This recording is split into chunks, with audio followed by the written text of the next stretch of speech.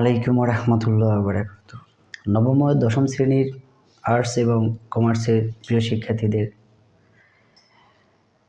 রনি টিউটোরিয়ালসের পক্ষ থেকে শুভেচ্ছা জানিয়ে আজকে তোমাদের তৃতীয় অধ্যায়ে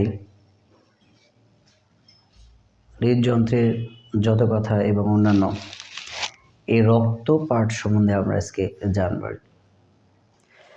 তাহলে চলো আজকে আমরা যে টপিকগুলো জানবো তা হচ্ছে রক্ত কী, রক্তের উপাদান কী কী কী, রক্তের রস বা প্লাজমা কী এবং এর কাজ, আর সিরাম কী। এই কয়টা টপিক আজকে আমরা একটু সম্বন্ধে জানব। তাহলে চলো ক্লাসটা শুরু করা যাক। তাহলে এখন দেখো রক্ত রক্ত আসলে কি। রক্ত আমরা সবাই কম বেশি দেখেছি যে রক্ত আমরা যদি দেখি তাহলে রক্ত আমাদের রংটা কেমন। রক্তের রং যদি আমরা দেখি তাহলে দেখব লাল। আর যদি তোমরা কখনো রক্ত মুখে দিয়ে দেখো তাহলে দেখবা যে এর টেস্টটা বা স্বাদটা দেখবা হচ্ছে লবণাক্ত। তাহলে দেখো রক্তটা দেখতে আমাদের কেমন লাল, এবং এর স্বাদ যদি নেই তাহলে আমরা দেখব হচ্ছে লবণাক্ত। আর এটা একটা ক্ষারীয় ধর্মীয় পদার্থ। তাহলে আমরা এ থেকে বলতে পারি, যদি তোমাদের প্রশ্ন করা হয় রক্ত কী, তাহলে তোমরা রক্তের সংজ্ঞা দেবে হচ্ছে রক্তের সংজ্ঞা যদি আমরা লিখি তাহলে লিখব হচ্ছে রক্ত এক ধরনের লাল বর্ণের অস্বচ্ছ লবণাক্ত এবং ক্ষারধর্মী তরল যোজক টিস্যু। তাহলে রক্তের এই সংজ্ঞাটা আমরা দিব। রক্ত কী যদি আসে তাহলে লিখব রক্ত এক ধরনের লাল বর্ণের অস্বচ্ছ লবণাক্ত এবং ক্ষারধর্মীয় তরল যোজক টিস্যু। তাহলে আমরা যদি এখন দেখি রক্ত আসলে লাল হয় কেন, যদি বলা হয় রক্ত লাল হয় কেন, রক্ত আসলে লাল বর্ণের হয় কেন, রক্তের রং লাল হয় কেন, এটা যদি বলা হয় তাহলে তোমরা কি বলবা। তাহলে এখানে দেখো রক্ত লাল হওয়ার কারণ যদি আমরা বলি যে রক্ত লাল হওয়ার কারণ আমরা বলতে পারবো যে হিমোগ্লোবিন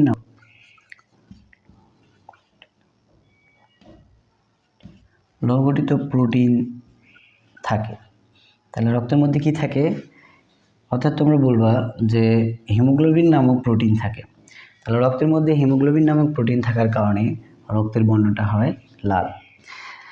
তাহলে রক্তবর্ণ লাল হওয়ার কারণ যদি তোমাদের বলা হয় তাহলে তোমরা সহজে বলতে পারবা যে রক্তের বর্ণ লাল হওয়ার কারণ হচ্ছে হিমোগ্লোবিন নামক প্রোটিনের কারণে রক্তের বর্ণটা লাল হয়ে যায়।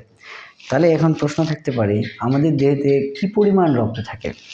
এটা তোমাদের প্রশ্ন আসতে পারে যে আমাদের দেহেতে কি পরিমাণ রক্ত থাকে। তাহলে আমাদের দেহের ওজনের 8% রক্ত থাকে। কি বললাম আমি, আমাদের দেহের ওজনের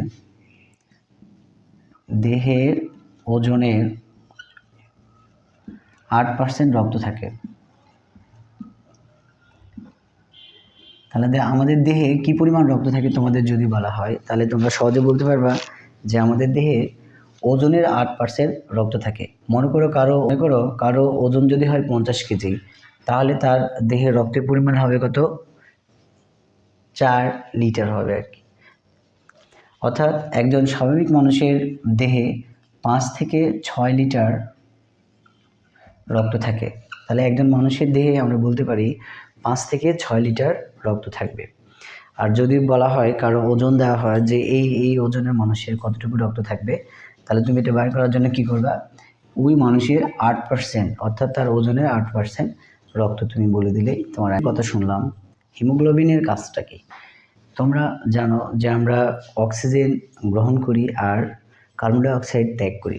আমাদের দেহে দেখো আমরা কি করি, আমরা অক্সিজেন গ্রহণ করি আর কার্বন ডাই অক্সাইড আমাদের ত্যাগ করি। তোমরা জানো যে শোষণের কারণে আমরা যে খাবারটা খাই শর্করা জাতীয়, এই খাবারটা কি ভেঙে যায় কার্বন ডাই অক্সাইড আর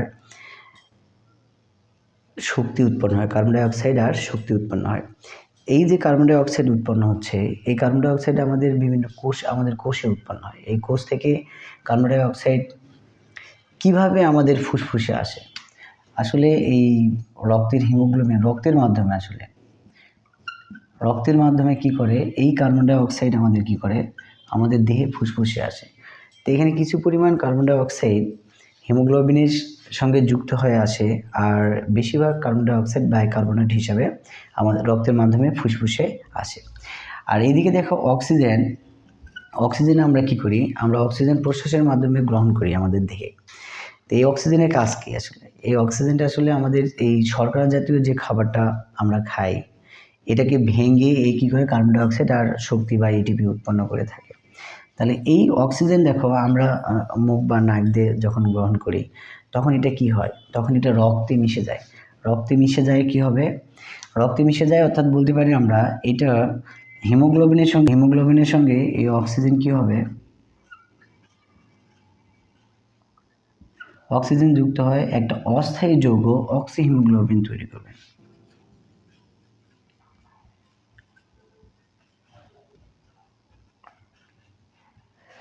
অস্থায়ী যৌগ কি তৈরি করবে, অক্সিহিমোগ্লোবিন তৈরি করবে। এই অক্সিহিমোগ্লোবিনটাই আসলে আমাদের দেহের বিভিন্ন জায়গায় ছড়িয়ে যায়। আমাদের এই নিঃশ্বাস নেওয়ার পরে এটা আমাদের দেহের বিভিন্ন জায়গায় অক্সিহিমোগ্লোবিনটা ছড়িয়ে যায় যেখানে যেখানে আমাদের দেহে অক্সিজেনের প্রয়োজন হয়, সেখানে যায় এই অস্থায়ী যৌগটি অক্সিহিমোগ্লোবিন ভেঙে যেয়ে অক্সিজেন সেখানে সেই কোষটাকে সরবরাহ করে থাকে।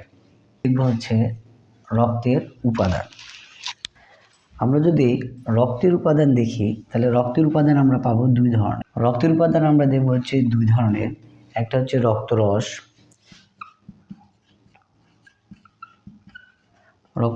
আর একটা পাবো হচ্ছে রক্তকোষ বা রক্তকণিকা বা কণিকা। আচ্ছা, রক্তের উপাদান যদি বলা হয়, তাহলে রক্তের উপাদান সাধারণত যদি আমরা দেখি, একটা রক্তের মধ্যে সাধারণত 55% রক্তরস থাকে। রক্তরস, এটা তোমার পরীক্ষায় আসে শর্ট কোশ্চেনে যে রক্তরস কত পার্সেন্ট থাকে। রক্তের মধ্যে আসলে রক্তরস থাকে হচ্ছে 55%, আর রক্তকণিকা থাকে হচ্ছে তোমার 45%। তাহলে আমাদের দেহে রক্তের উপাদান কয়টি, রক্তরস আর হচ্ছে রক্তকণিকা। তাহলে রক্তরস আমাদের দেহে থাকে হচ্ছে 55%, আর রক্তকোষ বা রক্তকণিকা থাকে হচ্ছে 45%। তো রক্তরসকে আসলে রক্তরস বা প্লাজমা থাকে 55%। তাহলে এই রক্তরসটা কি, রক্তরস যদি দেখি, আমাদের রক্তে হলুদ ধরনের যে তরল পদার্থ থাকে, এটা দেখতে তাহলে কি হবে, হলুদ। তাহলে রক্তরস আসলে হলুদ ধরনের হয়, অর্থাৎ হলুদ রঙের, হালকা হলুদ ধরনের যে তরল পদার্থ থাকে, সেটা হচ্ছে আমাদের রক্তরস। আর এই রক্তরসের মধ্যে রক্তকোষ বা রক্তকণিকাগুলো কি হয়ে থাকে, এগুলা ভেসি কণিকা। তাহলে রক্তকণিকা বা রক্তরস আমরা দেখতে পারবো, একটা হচ্ছে লোহিত রক্তকোষ, শ্বেত রক্তকোষ, আর অনুচক্রিকা।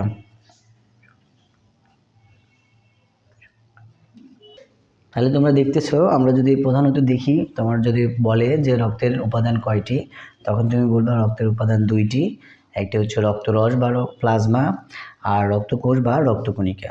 যদি বলে যে এটা কত পার্সেন্ট থাকে, তাহলে তুমি বলবা যে রক্তরস থাকে হচ্ছে রক্তের মধ্যে 55%, আর রক্তকণিকা বা কোষ থাকে হচ্ছে 45%। তাহলে রক্তরস কোনগুলো, তাহলে রক্তরস দেখতে হবে হলুদ বর্ণের হবে। তাহলে এই হচ্ছে আমাদের রক্তের উপাদান। এবার চলো আমরা দেখি রক্তরস সম্বন্ধে আমরা এখন জানব, রক্তরস সম্বন্ধে এবং এর কাজ সম্বন্ধে আমরা জানব। তাহলে এখানে দেখো, রক্তের একটা উপাদান হচ্ছে রক্তরস বা প্লাজমা। তাহলে রক্তরস বা প্লাজমা কোনটাকে বলবো, যদি তোমাদের পরে প্রশ্ন বলে যে রক্তরস কি বা প্লাজমা কি, তাহলে আমরা বলবো যে রক্তের যে তরল পদার্থ থাকে, এটাকে আমরা আসলে বলবো হচ্ছে প্লাজমা বা রক্তরস। তাহলে এই তরল পদার্থ দেখতে হবে কেমন, হলুদ হবে। তাহলে আমরা লিখতে পারি রক্তের তরল অংশকে আমরা কি বলবো, প্লাজমা বলবো। তাহলে এখন দেখো, এই প্লাজমার আমরা যদি দেখি, তাহলে প্লাজমার আসলে দুই ধরনের। প্লাজমা যদি আমরা দেখি, তাহলে প্লাজমায় আমরা দেখব প্লাজমায় আমরা দুই ধরনের উপাদান আমরা দেখি, তাহলে প্লাজমাতে আমরা দুই ধরনের দেখব, একটা হচ্ছে পানি, অর্থাৎ 90% থাকে পানি, প্লাজমাতে 90% থাকে তোমার পানি, আর 10% থাকে হচ্ছে তোমার প্লাজমা। রক্তরস বা প্লাজমাতে কি থাকতেছে? রক্তরস বা প্লাজমাতে আমাদের আসলে আছে 90% পানি, আর 10% থাকে জৈব আর অজৈব পদার্থ থাকে। তাহলে এই হচ্ছে আমাদের রক্তরস। রক্তরসের মধ্যে দেখো অজৈব পদার্থগুলো কোনগুলো। অজৈব পদার্থগুলো যদি আমরা দেখি, তাহলে অজৈব পদার্থ পাবো অজৈব পদার্থ অর্থাৎ খনিজ আয়রন, খনিজ আয়ন, খনিজ আয়ন আমরা দেখব। খনিজ আয়ন দেখব sodium, phosphorus, magnesium, chlorine, iron, calcium, iodine, আর হচ্ছে পটাশিয়াম। আর গ্যাসীয় অজৈব পদার্থ দেখব, গ্যাসীয় অজৈব পদার্থ হচ্ছে অক্সিজেন, কার্বন ডাইঅক্সাইড, আর হচ্ছে নাইট্রোজেন। তাহলে গ্যাসীয় অজৈব পদার্থ কি কি দেখো, এখানে গ্যাস জাতীয় অজৈব পদার্থ 3টি, অক্সিজেন, কার্বন ডাইঅক্সাইড, আর হচ্ছে নাইট্রোজেন। তাহলে এই হচ্ছে আমাদের রক্ত প্লাজমায় এই সব নিয়ে গঠিত। তাহলে এখন আমরা দেখো জৈব পদার্থগুলো যদি দেখি, তাহলে দেখো রক্তরসে জৈব পদার্থ থাকে কয়েক ধরনের। এর মধ্যে আমরা দেখব খাদ্যসার যেমন হচ্ছে গ্লুকোজ, অ্যামিনো অ্যাসিড, স্নেহ পদার্থ এবং ভিটামিন ও ইত্যাদি। তাহলে জৈব পদার্থের মধ্যে খাদ্যসার থাকলো। তারপর আছে রেশন পদার্থ আসলে আমরা ইউরিয়া, ইউরিক অ্যাসিড, অ্যামোনিয়া আর ক্রিয়েটিনিন, এগুলো হচ্ছে আমাদের রক্তরসের মধ্যে জৈব পদার্থের রেশন পদার্থ। এরপর হচ্ছে প্রোটিনের মধ্যে আছে দেখো ফাইব্রিনোজেন, গ্লোবিউলিন, অ্যালবুমিন, এইগুলো হচ্ছে আমাদের জৈব প্রোটিন থাকে। অর্থাৎ রক্তরসের মধ্যে জৈব পদার্থ যেমন প্রোটিনের মধ্যে এই কয়টা থাকে। এরপর আছে হচ্ছে প্রতিরক্ষামূলক দ্রব্যাদি, অর্থাৎ যেগুলো আমাদের শরীরে প্রতিরক্ষার কাজ করে। যেমন মনে করো অ্যান্টিটক্সিন, অ্যাগ্লুটিনিন, এই হচ্ছে আমাদের প্রতিরক্ষামূলক দ্রব্যাদি। তারপরে আছে হচ্ছে অন্তঃক্ষরা গ্রন্থি নিঃসৃত বিভিন্ন ধরনের হরমোন। এছাড়াও আছে আমাদের অন্তঃক্ষরা গ্রন্থি নিঃসৃত বিভিন্ন ধরনের হরমোন। তারপরে আছে আমাদের হচ্ছে কোলেস্টেরল, লেসিথিন আর ইত্যাদি। আসলে এইগুলোকে তোমাদের পড়তে হবে, কারণ এখান থেকে তোমার ওই এমসিকিউ প্রশ্নগুলো আসে। তাহলে এমসিকিউ প্রশ্নের জন্য এটা তোমাদের ভালো করে মনে রাখতে হবে। প্রশ্ন আসতে পারে রক্তরসের মধ্যে জৈব পদার্থ নিচের কোন জৈব পদার্থ থাকে, তখন তুমি এগুলো দিতে পারবা। এছাড়া তোমার হচ্ছে রেশন পদার্থ কোনগুলো থাকে, খাদ্যসার কোনগুলো, প্রোটিন কোনটা, এটা তুমি দিতে পারবে আর কি। এর জন্য এটা তোমাদের ভালো করে পড়তে হবে। তাহলে এই গেল আমাদের হচ্ছে রক্তরস বা রক্ত প্লাজমার এই গঠন কি কি দিয়ে তৈরি, সেটা আমরা জানতে পেলাম। তাহলে দেখো আমরা যদি রক্তরস বা প্লাজমার কাজ দেখি, তাহলে 1 নম্বর দেখব কোষ কণিকা বা কোষ, রক্তকোষ সহ রক্তরসে দ্রবীভূত খাদ্যসার দেহের বিভিন্ন অংশে পরিবহন করা। 2 নম্বর যে টিস্যু থেকে বর্জ্য পদার্থ নির্গত করে সেগুলো রেশনের জন্য কিডনিতে পরিবহন করা। শোষণের ফলে সৃষ্ট কার্বন ডাইঅক্সাইডকে বাইকার্বনেট হিসাবে ফুসফুসে পরিবহন করা। রক্ত জমাট বাঁধার উপাদান হরমোন, এনজাইম, লিপিড দেহের বিভিন্ন অংশ পরিবহন করা। আর রক্তের যে অম্লক্ষারের ভারসাম্য সেটা রক্ষা করা হচ্ছে রক্তরসের কাজ। তাহলে এই হচ্ছে আমাদের রক্তরসের কাজ।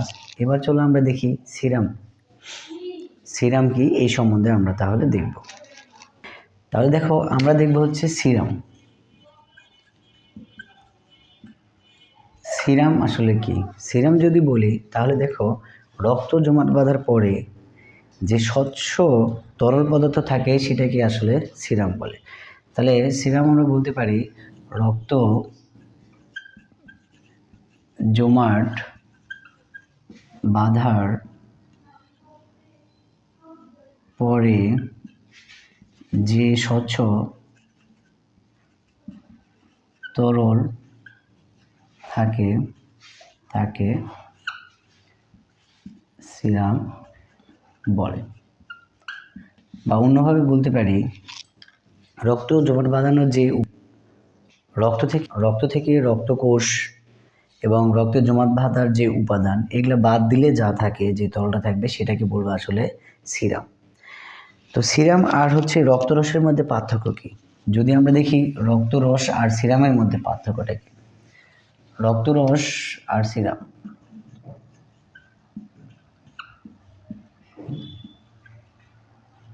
রক্তরস আর সিরামের মধ্যে পার্থক্য হচ্ছে রক্তরসে রক্ত জমাট বাঁধানো প্রোটিন উপস্থিত। পার্থক্য হচ্ছে রক্ত জমাট বাঁধা প্রোটিন থাকে আর এখানে থাকে না। অর্থাৎ রক্ত জমাট বাড়ি দেখো যে রক্ত জমাট বাঁধার যে প্রোটিন এটা রক্তরসে পাবো, কিন্তু সিরামে আমরা এটা পাবো না। ধন্যবাদ তোমাদের এই এতক্ষণ ধরে এই রক্ত সম্বন্ধে